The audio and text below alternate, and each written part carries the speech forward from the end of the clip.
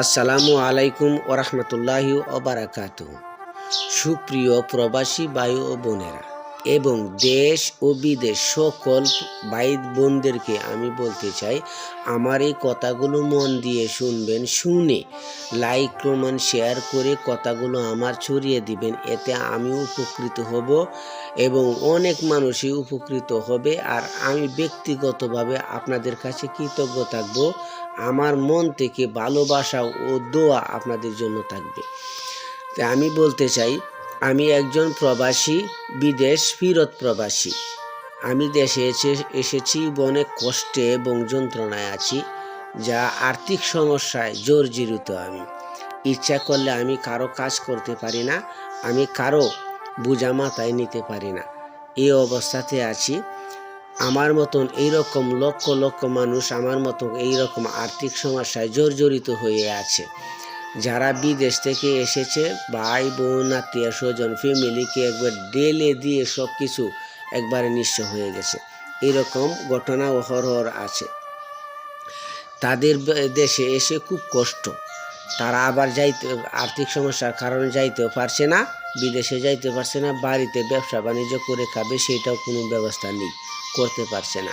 বেঙ্গালুরুতে গেলে সরকারি গ্র্যান্টেড চাকরিজীবী থাকলে হবে, নয়তো হবে না। আমার লাখ লাখ টাকার সম্পত্তির দলিল দিয়ে আমি টাকা আনতে পারছি না।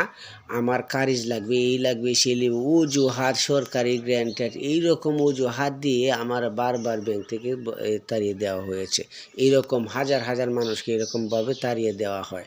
যাদের সরকারি চাকরিজীবী আছে তারা আনতে পারবে, যাদের সরকারি চাকরিজীবী নাই তারা আনতে পারবে না। এইরকম এক দুর্ভোগের মধ্যে আমরা প্রবাসীরা আছি। আমরা প্রবাসীরা আরও কষ্ট, আমাদের যে কষ্ট আমি চোখের পানি ঢেলে দিলেও এই কষ্ট আমার শেষ হয়ে যাবে তা না। হয়তো বা আমার কিছুটা দুঃখ পাতলা হতে পারে। আমি আপনাদের মাধ্যমে জননেতা তারেক রহমান ওনার কাছে আমি বার্তা দিতে চাই। উনি একজন প্রবাসী, বিদেশ প্রবাসী।